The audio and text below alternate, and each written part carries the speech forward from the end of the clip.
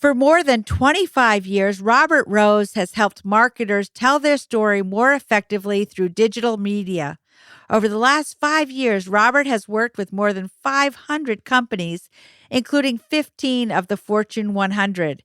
He has provided strategic marketing advice and counsel for global brands such as Capital One, NASA, Dell, McCormick Spices, Hewlett Packard, Microsoft, and the Bill and Melinda Gates Foundation. Robert is the founder and chief strategy officer for the Content Advisory, the education and consulting group for the Content Marketing Institute.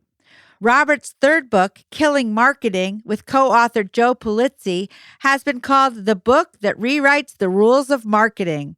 His second book, Experiences, the Seventh Era of Marketing, is a top seller and has been called a treatise and a call to arms for marketers to lead business innovation in the 21st century.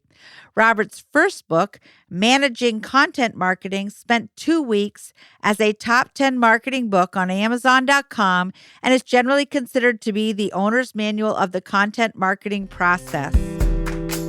Welcome to the PR Maven Podcast, a podcast all about growing your network and building your brand through traditional and digital networking techniques. I'm Nancy Marshall, the PR Maven and CEO of Marshall Communications. I've been strengthening brands through PR for over 35 years, and now I'm celebrating the success of executives, influencers, business owners, and entrepreneurs from all around the world, all of whom have cultivated their brands and broadened their networks through traditional and digital networking methods.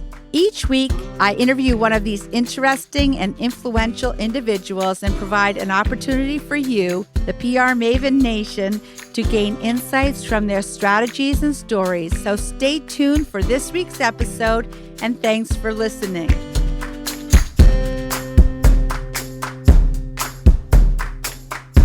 So, Robert, to kick things off, tell us about your career and how you got into it in the first place.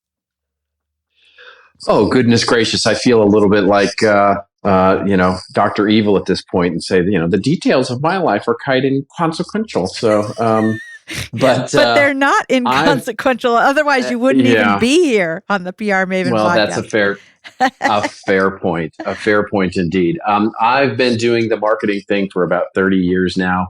Started my life in television here in Los Angeles and worked for a number of cable networks in the marketing departments where I really cut my teeth in marketing. And then as the dot-com boom boomed, I found myself moving to the agency side and as well as the consulting side of some large consulting firms, mostly running strategy for digital and primarily content, actually, sort of helping big companies figure out how to create, in those days, large websites. And then I was, for a short term, I was the CMO of a software company here in Los Angeles that was in the content space and served there for a while. And it was during that time that I met this guy, Joe Pulizzi, and he and I were out talking because what I had done with as CMO of this company was I said, I'm not going to do traditional marketing.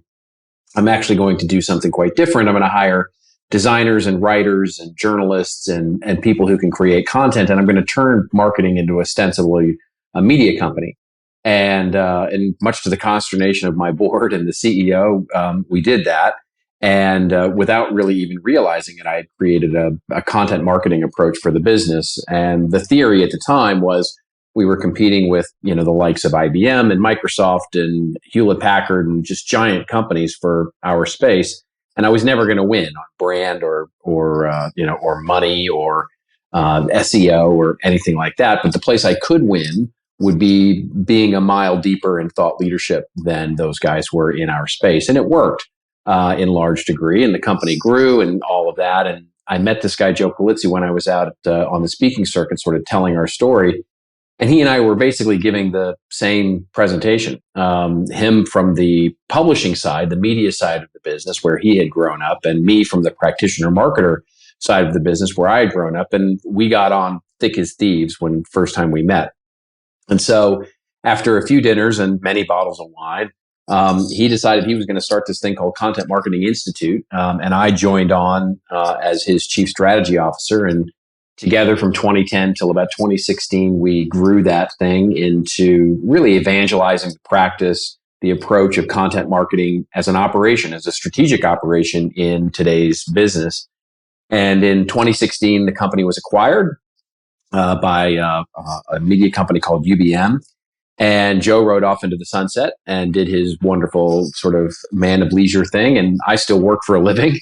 And so I have hung up my own shingle over the last 5 years, doing basically the same thing I've been doing for, the last 10 years, which is really consultation with larger organizations, typically on how to operationalize this thing called content, and specifically content marketing, and helping them figure out the people, the process, the technology that sort of drives that strategy, and having a lot of fun doing it. So basically running around the planet and talking a lot about content marketing, a couple of books in the intervening dozen years, and having a really good time.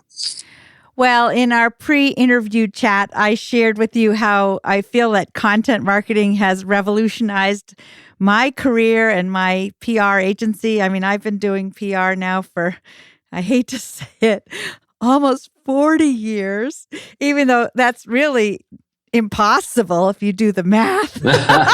Exactly, right? Did you start when you were a baby? Yes, I did. I've been so gifted at PR. Yeah, I did start as a baby. Well, actually, my mother would say that I did because she used to take me to the grocery store when I was 4, and I'd be walking up to people and asking them questions, and then ask if I could go home with them because I was curious what their house looked like. So I have always been, I've been pretty extroverted. Like my mother doesn't know where I came from. but this always doing persona research. Yeah, right. This isn't about me. But I wanted to say that I met you first through our mutual friend, Drew McLellan, who has the Agency Management Institute, and I spent 2 days with you at Disney about a year ago in January of 2019 when you gave a 2-day seminar about content marketing, and my eyes were open like, wow, I can become a media company now. And I actually had started the podcast, but I started learning so much from you. I want you to share the story actually about the origins of content marketing and Procter and Gamble and soap operas. Well, certainly. I mean, this is the idea of content marketing is something that has been around, as you heard certainly in the workshop, and as we've talked about a lot, is hundreds of years, right? We've been doing content marketing without really even calling it content marketing for 100 years. And the idea is that how do we deliver value in content itself as part of a marketing process, right? So, some of the earliest examples, are, John Deere is usually, and one of the ones that is noted as being one of the poster children from the origin story of content marketing, because their Furrow magazine, which is a print magazine, still published today, started publishing in the 1890s. So call that 130 years later, they are still publishing a print magazine. And quite frankly, the largest farming magazine on the planet. 4.5 million subscribers across the world, teaching farmers to be better farmers. And the whole context of their idea there was, if we teach farmers to be more successful and teach them what's going on in trends, teach them what's going on in the best practices, basically teach them to be successful, then if they're successful, they'll buy more equipment. And if they buy more equipment, they're going to buy it from us because we gave them that value. And largely, it's still considered one of their highest loyalty scores is the fact that they publish this wonderful magazine. And of course, now in 2020, they do, different versions of it. They have 7 different versions of the magazine that is across the United States and the globe. And of course, they have big ag for, like soybean farmers and corn farmers. And then they also have small ag, which is, of course, cherry farmers and walnut farmers and those sorts of things. And then they have a gentleman's farmer magazine, all of it for different audiences, all of it differing kinds of value there for both the business and the audience itself. But to your point, one of the other early examples of this was, a lot of people don't remember that when TV first came out, the original television networks were rental houses. You would go in and rent space and put on a show. And in those days, you had companies like General Electric and Kraft and companies that exist today, Ford, who would all go in and rent space from the television networks and create their own shows, like General Electric Theater with Ronald Reagan and the Kraft Mystery Theater.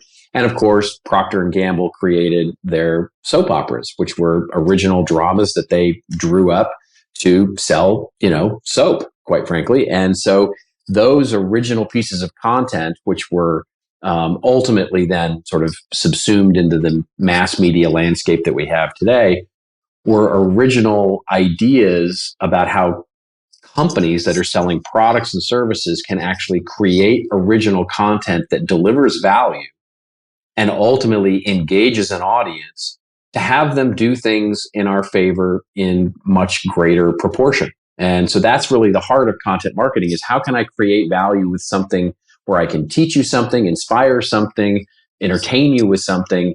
And ultimately, when I entertain you or inspire or educate you, you come to the conclusion that you either need what I'm selling or, quite frankly, are much more likely to buy it if and when you do need it. That's the idea there. Yeah, and of course, Procter and Gamble was trying to create an audience of engaged people that loved listening to their stories, and that built the trust, or the know, like, and trust funnel when it came time to selling their Tide soap or other soap products. Exactly right. So that whole idea of building trust these days is one of the reasons that we're so so hot on this idea of content at the moment, because quite frankly, the trust level, and, Edelman does their trust barometer every year, and last year was the lowest it's ever been. And we feel it, we feel it in our culture, right? Where we don't trust our government institutions. We certainly don't trust our religious institutions. We don't trust each other. We certainly don't trust the mainstream media any longer. And so that lack of trust, while kind of a sad state of the world of our culture, is an opportunity for us as brands to create that trust, to create content that is valuable, trusted, and gives our audience the value that they are looking for, so that they, actually can, do the things we want them to do ultimately. So it's a huge opportunity for us right now, in large part because of the lack of trust that exists everywhere else. And of course, I'm a big advocate for personal branding. So I believe that each one of us, even as individuals, has to create an audience of people. I mean, that's part of the reason why I have this podcast is to build PR Maven Nation and to build my audience of fans. And those ultimately will be people that might want to work with me on my personal branding services or with my PR agency, Marshall Communications. So I also believe in building your audience both online and in person. I think it's good. And obviously, about this too, being part of content marketing world. You want to meet people face to face as well as online to build that sense of trust and loyalty. Yeah, absolutely. I mean, we often think of, when we say content marketing, the first thing that comes to mind is, of course, the written word, right? So content is, usually the first thing that comes to mind when we think of, what it is we can do. But really, content is as broad as the word is. And so, it can be really any experience where we can deliver better, more valuable, experiences to our audiences that actually, help them in some way. And that could be an event. It can be a TV show. It could be a book. It can be a webinar. It can be a podcast. It can be anything where our audience can have an experience where they are inspired or educated or entertained in some way, and ultimately receive value. So it can be really anything, from, we work with some companies that are doing what we would call content marketing, but they're literally dinners with, 4 or 5 people, just building relationships and giving some education at these dinners, as well as having, quite frankly, a very nice meal. I love that idea. Kind of like a salon. Yeah, that's exactly right. Yeah. I mean, and in many ways, there are businesses that can't, either because of regulatory or compliance issues, or quite frankly, for privacy reasons, they can't have big events, like security companies and software companies and sometimes banking or financial, but they can do very intimate relationship building types of programs where, where they can do it in very small ways, but quite frankly, create a ton of value. Yeah. Now there was also there was also a magazine you talked about at Disney last year that helped to recruit welders and position welders as makers or craftspeople. Can you talk about that a little bit? Yeah, that's one of my favorite case studies of the last 5 or 6 years, which is Lincoln Electric. And Lincoln Electric, by the way, is, for being in the business they're in, they're one of the most innovative companies out there. There's been many case studies written on them in terms of the employee-owned aspect of their business, and they're one of the original EOCs out there. And one of the things that they did, that to reference what you're talking about, is they make welding torches, right? So they make all the safety equipment, they make the welding torches themselves, the canisters, all the stuff that go around welding. And of course, they need people to be interested in becoming welders. And shock of all shocks, kids these days aren't necessarily interested in becoming welders. And what they discovered was, when they went out and started to do a little research into their market space, well, they found there was a whole community of people, namely makers, and specifically woodworkers. Sculptors and woodworkers who were really interested in becoming welders, but quite frankly, didn't do it because they were scared of it. They were scared of the complexity and the safety issues and the flames and all of that. So they really were into it, but they just didn't want to get into it because they were, quite frankly, embarrassed and a little scared. And so rather than sort of, the natural inclination is to say, oh, great, well, we'll just set you up and invite you to come to the universities that we have, where we have classes on this, and, some of our jobs programs where we're teaching kids how to be, welders and all of that. But of course, that's not right for them, right? Because they were embarrassed and scared. That's why they weren't enrolling in some of these classes, because they didn't want to go be embarrassed or scared or, quite frankly, become a welder. So they wanted education and inspiration, but they wanted it on their own terms. And so they created this wonderful content program, which consists of both a print and digital magazine, where there's inspirational articles and how-tos and all of that, alongside with sort of these private classes taught by artists and woodworkers themselves, and basically teaching them how to make really cool stuff, really cool art with welding, which is, of course, their goal, what they're trying to. So a very specific value to a very specific audience, not sort of falling back on their own sort of everything they already had, but saying, this is a unique audience with unique needs. And so therefore we can deliver unique content to them that will, deliver what it is they're looking for, and have discovered not only a new market in the process, but what is so wonderful is as the guy who runs that program told me, he said, we're creating brand loyal audiences here, right? These people don't even know who the competition is. They can't tell you who the competition is because we're the ones educating them, inspiring them, and creating all this wonderful value. And they come to us and they buy everything from us, right? So it's not a huge market, but it's a very loyal and, quite frankly, complete market, because they're getting all of the purchasing from that market from it. So it's a tremendously successful program for them. Well, I'm glad you shared that, because one of the big businesses we have here in the state of Maine is Bath Iron Works, that hires a lot of welders who build big ships for the Navy, and they always need to hire more welders. And actually, I think any kind of employer could learn from that. Of course, we have a great shortage of workers in a lot of industries here in the state of Maine.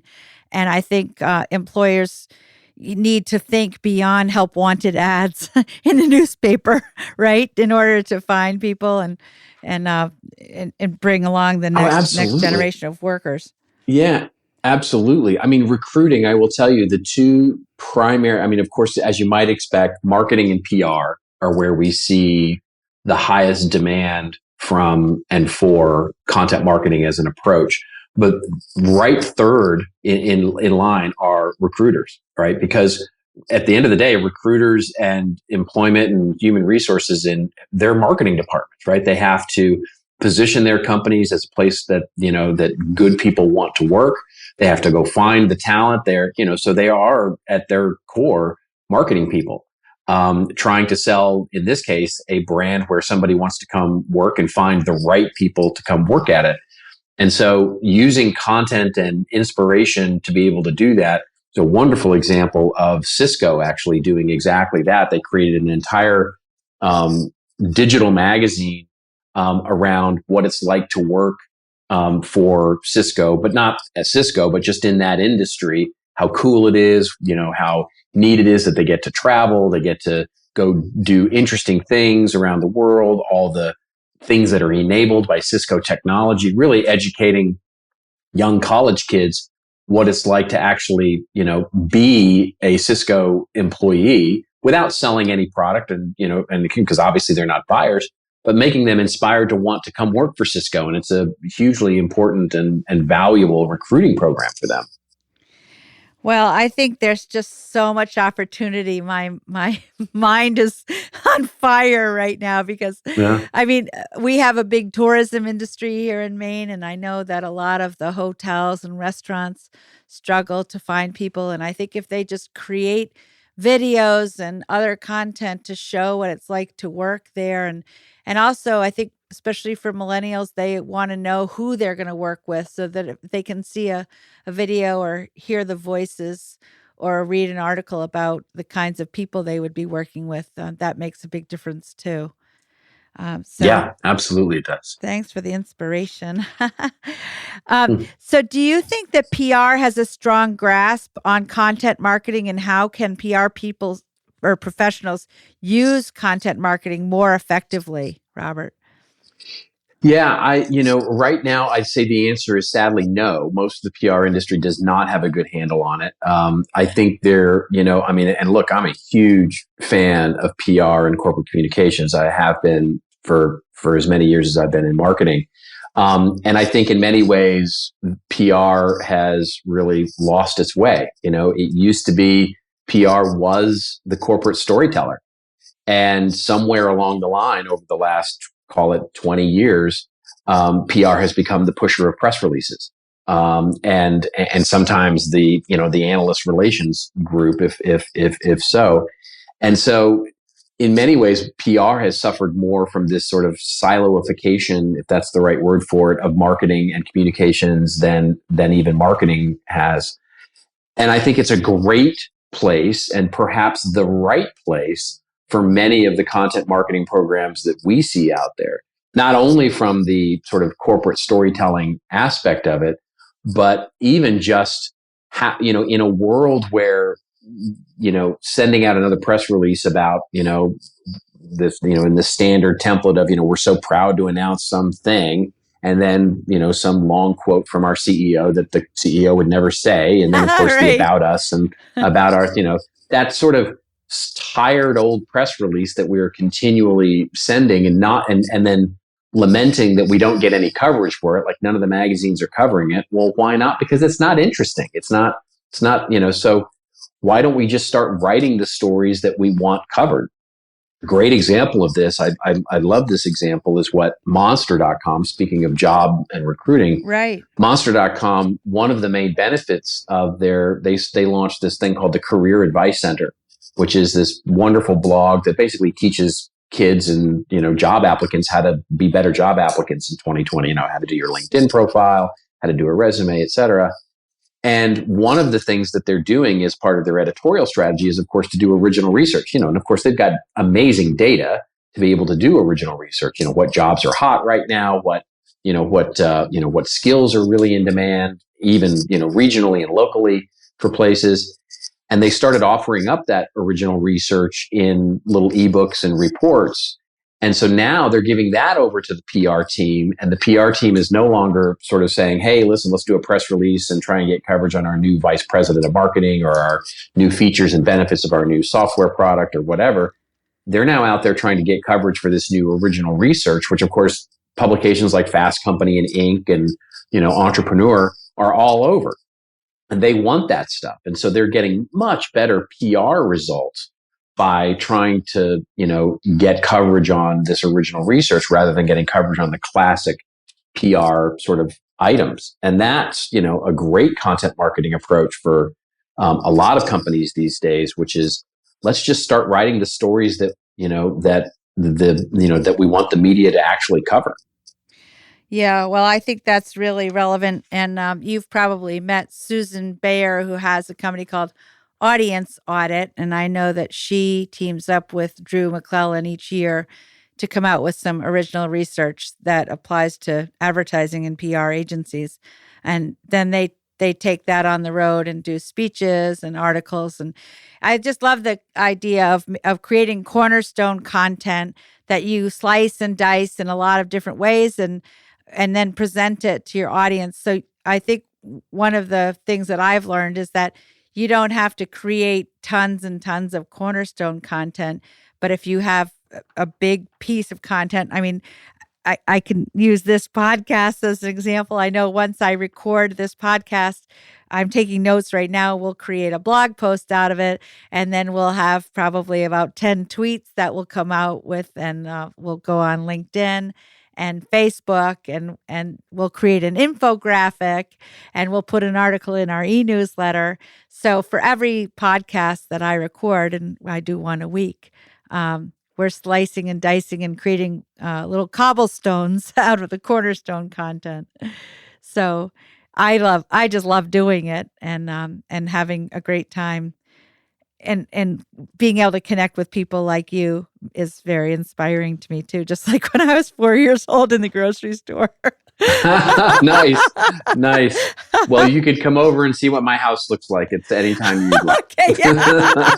Yeah, and I noted that you said that when you were with Joe, you drank a few bottles of wine, so I would enjoy that too. Yeah, that's true. Yes. Anybody who knows me knows that I love my wine. Oh, good. Yeah. Well, do you live close to wine country in California? I don't actually. I live in, it all depends on how you define wine country. So I live in Los Angeles, and and there is wine country just up north of us in Santa Barbara, which is really, as I like to call it, the start of Central California, where you get a lot of wine country, of course. So that's about an hour away from me, but that's about as close as I get. But from Napa or Sonoma, no, I'm a good 6.5 hours away from that. Yeah. All right. Well, I would like to take you up on that invitation, Robert. So I'll probably have to bring Tanner with me because we'll record a live remote podcast there. So we'll put that on our calendar. Well, we're going to take a quick break now and be back in just a moment with more from Robert Rose, whose title is Chief Troublemaker at the Content Advisory. So we'll be right back with a few more questions for Robert. The Trek Across Maine is one of Maine's best traditions. For more than 35 years, thousands of bicyclists and volunteers have participated to raise funds for the American Lung Association. This year, the scenic route begins in Brunswick and takes riders through Freeport, Lewiston, Belgrade, and Waterville, with great views of the Kennebec River. The ride has 1, 2, and 3-day options, as well as many volunteer opportunities. So mark your calendars for the Trek Across Maine, Father's Day weekend, June 19th through the 21st. The registration deadline is May 20th, so don't miss out. Visit trekacrossmaine.org today. That's TREK acrossmaine.org.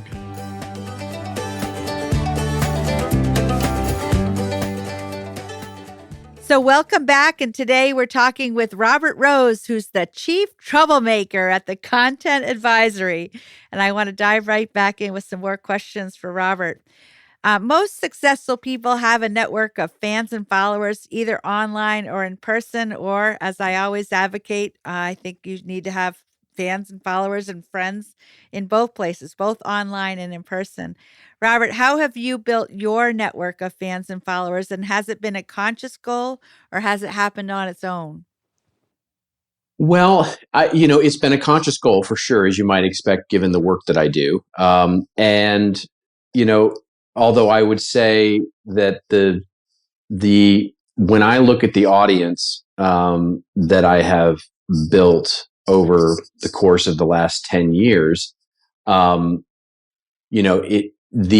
conscious part of it comes in fits and starts, right? So in other words, my goal is to create consistent content through all the places I create it, which are my podcast, my blog, the thought leadership white papers that I do, sort of all of the different ways that I create, hopefully, value through, sort of giving guidance and advice and education. And then the audience comes along with that, right? So I haven't, for example, personally, spent a lot of time trying to, monetize and or try to figure out how to do paid media to attract audience, or to really put, a lot of focused, other than the basic blocking and tackling, really getting into a lot of SEO types of things. And so I would say that, in many ways, the audience that I have comes from just the organic process of me trying to create good stuff. And, and so could I put a lot more effort into it and make it bigger and all of that? Yes, there's no doubt. There's no doubt. I definitely have the cobbler's kids syndrome, right? Where I don't do a lot of self-promotion or marketing because, quite frankly, I'm too busy doing the work for others. And so in that, from that perspective, I would consider myself quite blessed, actually, to have the audience that I do today, because it's honestly what keeps my rent paid. So, Yeah. so from there, you would think that I would put a lot more effort into it than I actually do. But I actually, for good and for bad, am much more focused on the work than I am on, promoting and building an audience. Well, I mean, you are a true thought leader, so I think people do follow you. I mean, I've become one of your followers myself. So, and I think that Google will recognize that you're a thought leader and send people your way. Google is pretty smart, right? I mean, Yeah, absolutely. Yeah, there's that for sure. I mean, I do pretty well in search, but as that has as much to do with how noisy I am, quite frankly, than it does with the quality of content. There's not a lot of Robert Roses out there that are competing at the noise level that I am, certainly in content. So I tend to rank pretty good there, although there's a few Robert Roses out there that give me a run for my money, and it's a common name. So it's, there's that, so it used to be the jeweler. I was going to say, you make an interesting point, especially for people who have very common names. If your name is Bob Jones or Susie Smith, you really need to be sure that if people are looking for the version of you, that they're able to find that. And part of that is having a lot of content around the web, not only on your own website, but on other authoritative websites, like, for example, Wikipedia. I mean, do you work with Wikipedia at all, Robert, or is that something that... I haven't yet. No, I have not done that yet. I mean, people keep telling me that I probably should, but I also hear that it's kind of considered uncool to go do your own Wikipedia entry. Yeah. And so I have not done it yet, and no one has taken to doing it for me. Oh. So I think there's probably enough there to make some listing, if I was really serious about it. But yeah, it's a good point.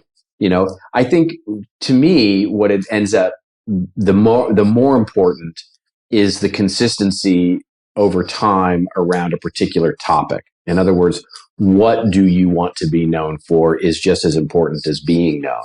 And so, what I find is that most people will search, whether it's on YouTube or Google or Bing or wherever, they'll usually search, from what I can see anyway, Robert Rose content marketing, right? In which case it's all going to be me, right? It's going to be entirely me, that you're going to find.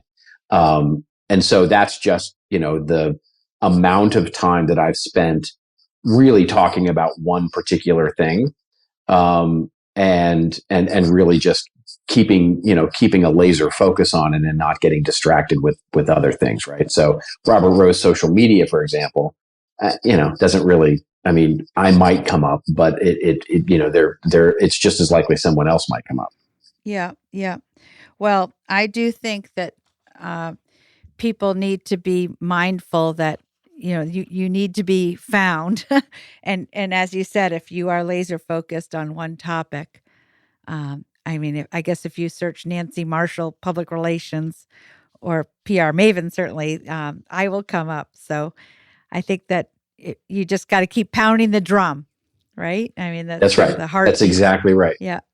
Yeah, which is also, by the way, the only way to lose some of the unfortunate results that may come up as well. A lot of people will come up to me and they'll say, well, our business went through a problem a couple of years ago, or we have this bad Yelp review, or, something like that.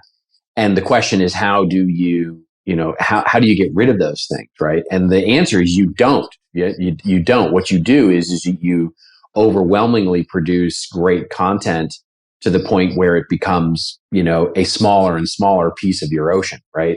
And so that's the only way you can do it, is to just simply get it off the front page by simply creating enough great content that it gets pushed off the front page. Yeah. Oh, that's a very good tip. I think that's going to be the how-to tip that we headline this edition of the episode with is you're never, if you have something bad online about you, say someone's been arrested for OUI or they've had some kind of a crime in their past, you can't make it disappear. But if you just keep putting out content, you can perhaps push it down in the search results. That's exactly right. It's the only thing you can do, right? I mean, short of getting someone to delete it, which is almost always impossible, because the internet never forgets, right? So it's really one of the only ways that you can actually, and it's not only just even things that you might have done. I was talking with a business just the other day. They happened to be in Europe, and their big challenge was they had this new product out into the marketplace, and it was actually doing very well. And what one of their competitors was doing was putting out all this content about why this new type of product, they weren't naming them by name, but they were naming why this new product was dangerous and why it was unsafe. And they were trying to, really sabotage their product launch by, having all this content, which was quite frankly, perhaps technically accurate, but quite frankly, a little devious, right? So the equivalent I used was, they were writing content saying basically, if you walk out into the rain, you're likely to get hit by lightning, right? Which of course is technically true, but so unlikely that, saying that is really not terribly honest. And their competitor was putting out all this content and they said, what do we do? And I said, the only thing you can do, because you won't stop them from creating that content, is to just bury them in better content. You just have to bury them in the content that you want, the story that you want to tell. Right. Well, that's very, very good advice. Thank you for sharing that. So, Robert, is there a book? Well, of course, you've written books, so we should talk about your books, but we want to talk about a book, a website, or an app that you have found helpful in your career, and why is that? Oh my gosh. Well, I could regale you for hours on books. I am a business book junkie. I am a student of marketing and business and have been for the last 30 years. And so I can I can list books for you forever. I'll pick a couple for you. Okay. That have been truly sort of instrumental in my development. Really anything that a woman by the name of Rita Gunter McGrath, spell her last name is McGrath, Rita Gunter McGrath. And she's just an amazing thinker. With the loss of Clayton Christensen a couple of weeks ago, she is truly, I think, one of the most, and of course I was a huge Clay Christensen fan.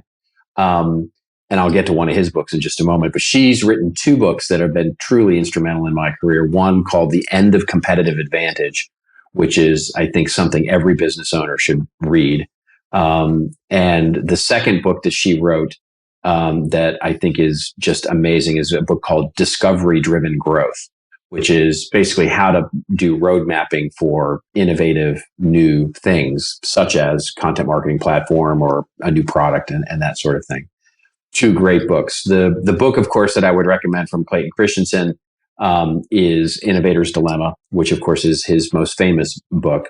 But another one that he wrote is Competing Against Luck, which is a great book about his jobs to be done theory, which is also a wonderful thing that has been instrumental to me. So those are some quick books, all of them very geeky, all of them very business geeky. So prepare to get geek out. The app that I would recommend that has been truly my sort of go-to, other than the usual, right? Your sort of, Microsoft Office suite and all the rest of it, and right. Photoshop and all of that. The app that sort of I absolutely love is Evernote. I'm an Evernote junkie. It is my, in the remember the old days, the GTS sort of theories, getting things done.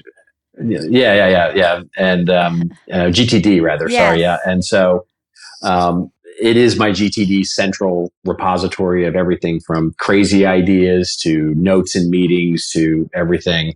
It's what keeps me, sort of my organization organized. I still have a journal and a writing thing that I write down tasks and stuff, but that Evernote is where I keep all my notes from stuff. And it's fantastic. I like that too. Yep.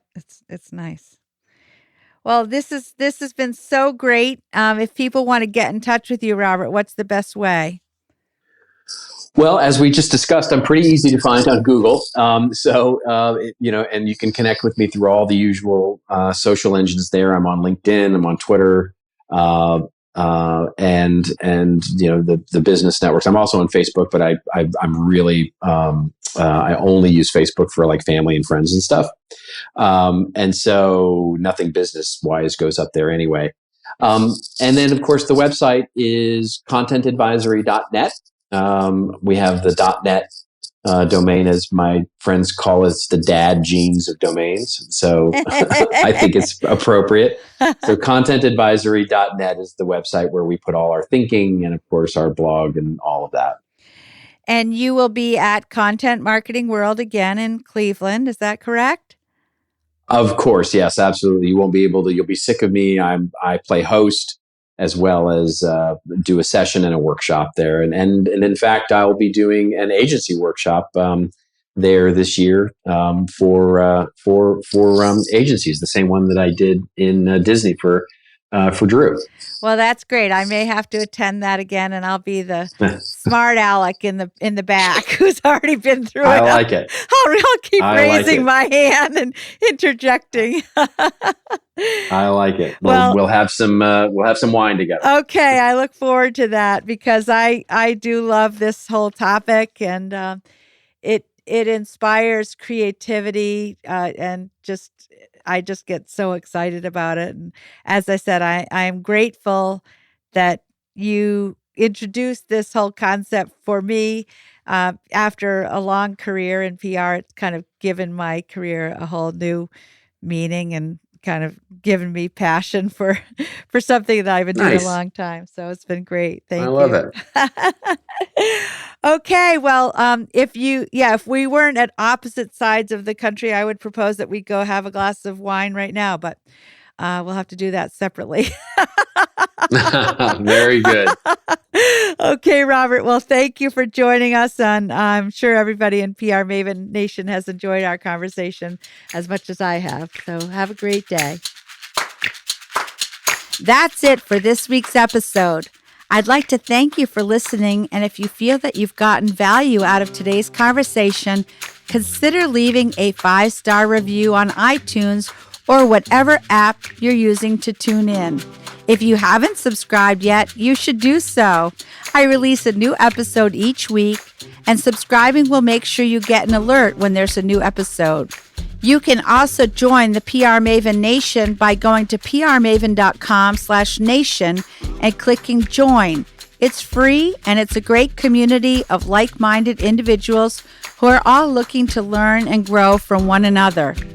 If you have an Alexa-enabled device, be sure to add the PR Maven Marketing Minute to your daily flash briefing menu. Thanks again for listening, and have a great rest of your week, PR Maven Nation.